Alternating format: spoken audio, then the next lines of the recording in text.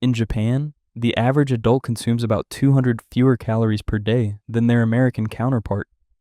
Yet obesity rates remain below 4% compared to America's 42%. How do millions of Japanese people stay naturally slim without counting calories, following restrictive diets, or feeling deprived? The answer starts with something most of us never think about: the size and structure of the plate itself. It's not just about eating less, it's about eating differently. And this approach has been refined over centuries, woven into daily life so seamlessly that it doesn't feel like dieting at all. But portion control is just the beginning.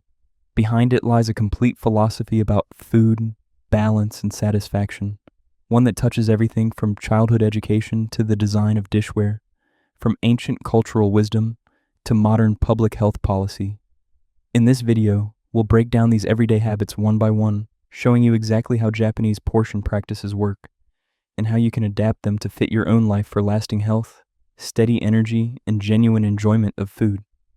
Chapter 1. The Foundation. Appropriate. Not small. When we hear Japanese portions, many of us picture tiny servings and constant hunger. But that's a misunderstanding. In Japan, the concept isn't about eating small, it's about eating appropriately. The Japanese term tekisetsu means suitable or fitting. Applied to food, it reflects an idea that portions should match your body's actual needs, not your eye's expectations or cultural habits around finishing your plate. This isn't deprivation, it's precision. The roots go back centuries. During the Edo period, rice portions were carefully measured for workers based on the energy demands of their labor. Samurai households practiced similar restraint, viewing overeating as a lack of discipline. These weren't weight loss strategies, they were practical approaches to resource management and personal discipline that became embedded in the culture. Modern science validates this wisdom. Research from the University of Tokyo shows that Japanese adults consume meals that average 20 to 30% smaller in volume than typical American meals, yet report similar levels of satiety 2 hours later. The difference isn't hunger tolerance, it's calibration. When your portions consistently match your needs, your appetite adjusts accordingly. In America, portion sizes have grown dramatically over the past 50 years. A standard dinner plate has expanded from 9 inches to 12 inches. Restaurant servings have doubled or tripled. We've recalibrated our sense of normal to mean oversized. The Japanese approach offers a reset, not through willpower or restriction, but through environmental design and cultural reinforcement that makes appropriate portions feel natural and satisfying. Next up, how the structure of Japanese meals creates balance without any conscious effort. Chapter 2. The Bento Box. Blueprint. Visual balance. Walk into any Japanese convenience store at lunchtime, and you'll see dozens of bento boxes, compartmentalized meals that look almost too beautiful to eat. But these aren't just pretty packages, they're teaching tools for portion control and nutritional balance. A traditional bento follows the 3.2.1 principle: 3 parts grain, usually rice, 2 parts vegetables, and 1 part protein. This ratio emerged from centuries of agricultural practice and nutritional wisdom, long before modern dietary science confirmed its benefits. The compartments aren't arbitrary. They create clear visual boundaries that prevent any one food group from dominating the meal. Compare this to a typical American lunch: a large sandwich, maybe some chips, perhaps a cookie. One starch-heavy item fills the plate or bag, with little variety or vegetable content. The bento approach offers multiple flavors, textures, and nutrients in one compact container, making the meal feel abundant while keeping portions controlled. The psychology here is powerful. Studies on portion control show that when we see multiple small portions versus one large portion of the same total volume, we perceive the divided meal as more satisfying. The bento box leverages this principle naturally. Each compartment offers a complete taste experience. You're not eating a small amount of chicken, you're eating the perfect amount of chicken alongside pickled vegetables, tamagoyaki, and seasoned rice. Japanese children grow up with bento boxes in their school lunches, learning portion awareness from an early age. By adulthood, these visual cues are internalized. You don't need to measure or calculate. Your eye naturally recognizes appropriate portions because you've been trained by thousands of meals to understand what balance looks like on a plate. Coming up, why rice plays a surprising role in eating less overall. Chapter 3, The Rice Paradox, staple that satisfies Americans, often view rice as a heavy, carb-laden side dish to avoid. But in Japan, rice is the foundation of almost every meal, and it may actually help people eat less overall. The key is in how rice functions within a Japanese meal. It's not smothered in butter or cream sauces. It's served plain, in a small bowl, as a neutral base that complements rather than competes with other dishes. This simplicity matters. When your starch is unadorned, you taste it for what it is, and you need less of it to feel satisfied alongside flavorful vegetables, fish, or miso soup. White rice also has a unique textural quality that encourages slower eating. The slightly sticky short-grain rice used in Japan requires more chewing than bread or pasta. This extended chewing time triggers satiety signals before you've consumed excessive calories. Research from Osaka University found that people who ate rice-based meals chewed about 40% more per meal than those eating bread-based meals and reported feeling fuller on fewer calories. There's also the cultural practice of serving rice in its own small bowl, separate from other dishes. In America, we tend to load everything onto one large plate, making it difficult to judge portions of individual foods. The Japanese approach creates natural stopping points. When your rice bowl is empty, that's a clear signal, not an arbitrary one, but one calibrated over generations to match typical energy needs. The lesson isn't eat more rice. It's about understanding how a simple, neutral starch can anchor a meal without dominating it, creating satisfaction through balance rather than volume. Next, the fermented foods that make smaller portions feel surprisingly complete. Chapter 4, Fermentation. The umami advantage. Walk through any Japanese home, and you'll likely find miso paste in the refrigerator, pickled vegetables on the counter, and natto in the pantry. These fermented foods aren't just traditional, they're strategic tools for satisfaction. Fermentation concentrates umami, the savory fifth taste that triggers deep satisfaction in the brain. When foods are rich in umami, like miso, soy sauce, pickled plums, or aged fish, your palate registers completeness more quickly. You don't need large quantities to feel that you've eaten a full, satisfying meal. Japanese meals typically include multiple fermented elements. Miso soup appears at breakfast and dinner. Tsukemono, pickled vegetables, accompany almost every meal. These items add intense flavor dimension in small amounts, making the overall meal feel abundant even when portions are modest. It's efficiency through intensity. A tablespoon of miso dissolved in broth delivers as much gustatory satisfaction as a much larger portion of a blander food. Modern research supports this traditional practice. Studies show that umami-rich foods increase saliva production and prolong the taste experience, both of which enhance satiety. In practical terms, this means you feel satisfied sooner and stay satisfied longer after eating foods with strong umami presence. Compare this to many American meals, which rely heavily on salt, sugar, and fat for flavor. These ingredients can drive overeating because they trigger reward responses without delivering the deep satisfaction that umami provides. You might finish a large burger and fries and still feel like something's missing because your palate hasn't experienced the complexity that signals complete meal to your brain. Including fermented umami-rich foods in your diet isn't complicated. A cup of miso soup before a meal, pickled vegetables as a side, or a dash of soy sauce in a stir-fry can shift your satisfaction threshold significantly. So far, appropriate portions, visual balance, rice as anchor, and umami for satisfaction. Next, how slowing down might matter more than what's on the plate. Chapter 5, The Pace of Eating, Harahachi, Bu. In Okinawa, home to some of the world's longest-lived people, there's a saying, before meals, Harahachi Bu, eat until you're 80% full. This isn't a modern diet trick. It's a centuries-old Confucian teaching about moderation and self-awareness. The practice recognizes a crucial biological fact. Your stomach and your brain operate on different timelines.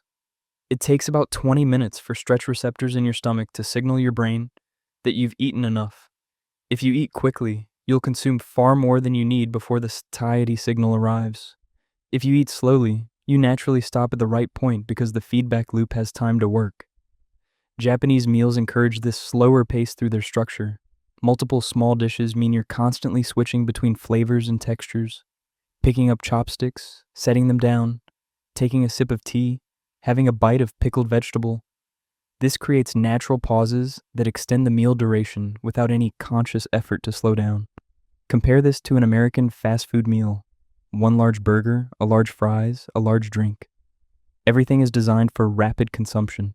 You can finish the entire meal in under 10 minutes, barely registering what you've eaten until you notice you feel uncomfortably full. The Okinawan practice of stopping at 80% full isn't about deprivation.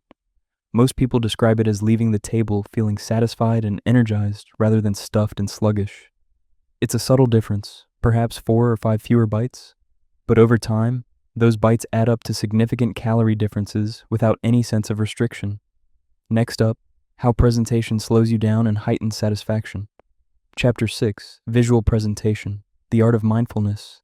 In Japan, food presentation isn't reserved for fancy restaurants. Even home-cooked meals receive thoughtful plating, arranged with attention to color, height, and balance. This isn't about Instagram photos, it's about creating a psychological shift from fuel consumption to eating experience. When a meal looks beautiful, you eat it differently. You notice it. You slow down to appreciate it.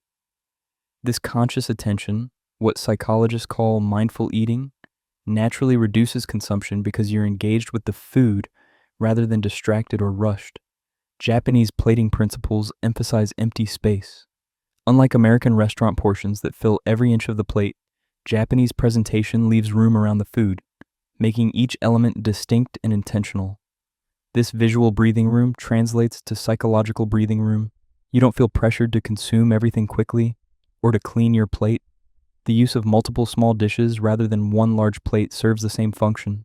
When your meal arrives as 5 separate small bowls instead of one heaping plate, you eat one thing at a time, fully experiencing each element before moving to the next. This sequential eating naturally extends meal duration and increases satisfaction. Research on eating behavior confirms that presentation affects consumption. Studies show that people eat less from attractively plated meals because they eat more slowly and report higher satisfaction. The aesthetic pleasure becomes part of the eating experience, partially replacing the need for volume to achieve contentment. You don't need professional plating skills to apply this principle. Simply arranging your food thoughtfully rather than dumping it on a plate, using smaller dishes, and leaving some empty space can shift how you experience the meal. We've covered the what and how. Next, where these habits begin, in childhood. Chapter 7, School Lunch Culture, Early Training. In Japanese elementary schools, lunch isn't just a break, it's a structured lesson in nutrition, portion awareness, and communal responsibility. Students serve each other from large containers, learning to estimate appropriate portions under teacher guidance. They eat together in their classroom, making lunch a social and educational experience rather than a rushed refueling stop. The menu is designed by nutritionists to meet specific caloric and nutritional standards, typically around 650 calories, carefully balanced across food groups. Students don't choose from multiple options or bring lunch from home. Everyone eats the same meal, normalizing moderate portions and diverse foods as standard rather than exceptional. This uniformity matters more than it might seem. When every child around you is eating the same moderate portion, that becomes your reference point for normal. You're not comparing your small salad to someone else's large burger. You're all experiencing the same thing together. There's no diet lunch or regular lunch. There's just lunch. Students also learn to finish what they take and to minimize food waste. This teaches the connection between portion size and appetite. You learn to gauge how much you actually need rather than taking more than you'll eat. Over 12 years of schooling, these daily lessons create deeply ingrained habits. Compare this to American school cafeterias, where portion sizes often mirror restaurant servings, where seconds are freely available, and where students may bring widely varying lunches from home. There's no consistent message about appropriate portions, and often no structured education about nutrition at all. The Japanese approach treats lunch as curriculum.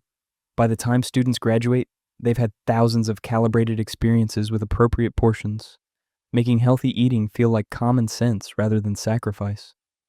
Coming up, translating these insights into practical changes you can make. Chapter 8.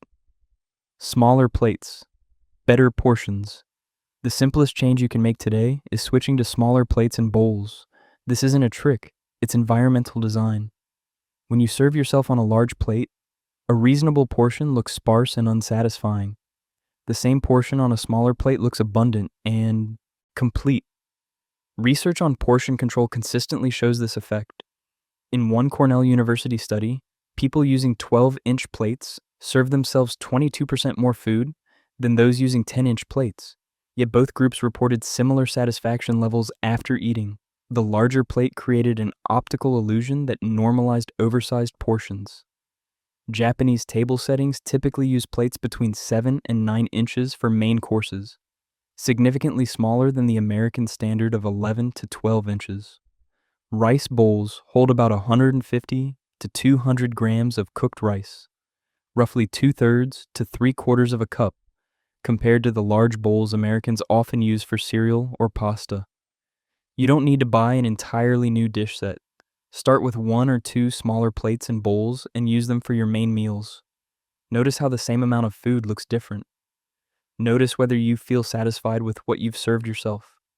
Most people find that the visual abundance of a full, smaller plate is more satisfying than the visual scarcity of a partially filled large plate, even when the actual food quantity is identical. This change works because it doesn't require ongoing willpower. You make one decision, use smaller dishes, and then every subsequent meal benefits from that decision automatically. You're not consciously restricting yourself with each meal. You've simply changed the container, and the container does the work for you. If you're finding these insights useful, consider subscribing. We explore simple, powerful habits like these every week. Coming up, how to structure your own balanced plates. Chapter 9. The half-plate vegetable rule. One practical adaptation of the Japanese approach is the half-plate rule. Fill half your plate with vegetables before adding anything else. This simple guideline replicates the vegetable abundance of Japanese meals without requiring you to adopt unfamiliar foods or cooking methods. Japanese meals typically include multiple vegetable dishes, pickled vegetables, simmered vegetables, salad, vegetables in miso soup. Even though each serving is small, the cumulative vegetable content is high. The half-plate rule achieves a similar outcome through a different method. Instead of 5 small vegetable dishes, you have 1 large serving that occupies half your plate. This approach works for several reasons. First, it controls portions of calorie-dense foods by physically limiting the space available for them. If vegetables fill half your plate, you simply can't fit as much pasta, bread, or meat on the rest. Second, vegetables' high fiber and water content create satiety with fewer calories. You fill your stomach volume without excessive calorie intake. Third, leading with vegetables changes your eating pace. You typically eat vegetables more slowly than you eat processed grains or fatty meats. Starting your meal with the slower eating food gives your satiety signals time to work before you move on to more calorie-dense items. The rule is flexible enough to fit any cuisine. Half your plate could be a large salad, roasted vegetables, steamed broccoli, sautéed greens, whatever vegetables you actually enjoy eating. The specific choices matter less than the proportion. Many people report that after following this rule for a few weeks, their appetite for large portions of starch and protein naturally decreases. They're not forcing themselves to eat less. They're simply full from the vegetables and need less of everything else to feel satisfied. Next, adding umami to maximize satisfaction. Chapter 10. Umami boosters for your kitchen. You don't need to overhaul your entire diet to benefit from umami. A few strategic additions to your kitchen can dramatically increase satisfaction for moderate portions. Start with miso paste. A tablespoon dissolved in hot water creates a simple, satisfying soup that takes 2 minutes to prepare. Have it before your meal, as Japanese people do, and you'll likely eat less of the main course because the umami triggers early satiety signals. Miso keeps for months in the refrigerator and costs just a few dollars at any grocery store.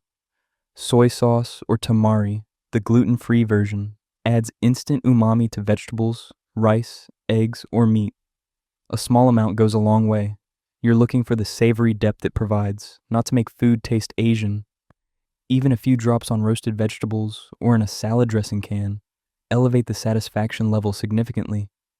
Parmesan cheese is another umami powerhouse available in any American grocery store.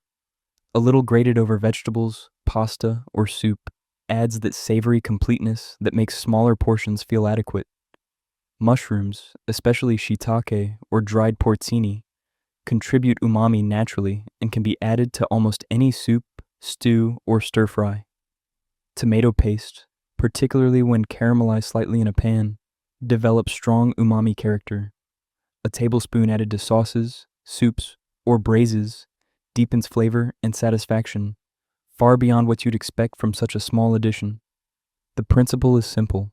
Intense flavor reduces the need for large quantity. When your food delivers deep satisfaction to your taste buds, you don't need as much of it to feel that you've eaten a complete, enjoyable meal. You're not restricting yourself. You're upgrading the quality of the experience so that less quantity feels like enough. Finally, building a sustainable rhythm. Chapter 11. Creating your 80% full practice. The Okinawan practice of eating to 80% fullness requires developing awareness of your satiety signals, something many of us have lost in our culture of eating until we're uncomfortably full or until the food is gone. Start by slowing down. Put your fork down between bites. Take a sip of water. Have a conversation. These micropauses give your body time to register what you're eating and signal satisfaction before you've gone too far. Halfway through your meal, stop for 1 minute. Not to judge yourself or calculate calories, just to check in. Ask yourself, am I still hungry? Or am I eating out of habit, momentum, or because food remains on my plate? Often you'll realize you're already satisfied, but eating automatically. This awareness alone can shift your behavior. Practice distinguishing between different levels of fullness. Americans tend to recognize only 2 states, hungry and stuffed. Learning to recognize satisfied but could eat more, comfortably full, and 80% full takes practice, but it's learnable. These middle states are where healthy eating happens. Consider the Japanese practice of eating in courses rather than all at once. If you're having soup, eat it first and wait a few minutes before the main course. If you're having fruit for dessert, wait 10 minutes after your meal. These pauses allow satiety to develop naturally rather than eating everything in a continuous stream. The goal isn't perfect execution, it's developing a general tendency toward appropriate portions through awareness rather than restriction. Some meals you'll stop at 80%. Some meals you'll eat until fully satisfied. Some meals, holidays, celebrations, you'll eat more than usual. That's fine.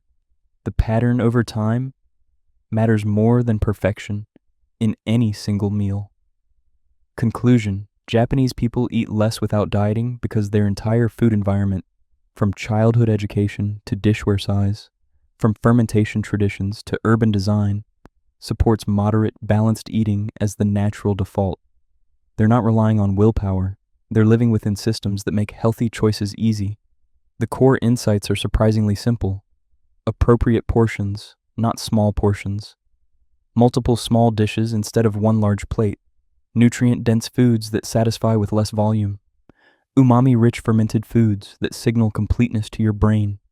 Eating slowly with attention, stopping at 80% full.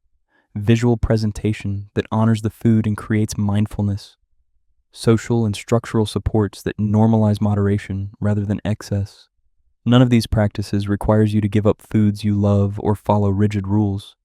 They're not about restriction, they're about recalibration. When you eat from smaller plates, serve vegetables abundantly, include umami-rich foods, and slow down enough to notice satisfaction.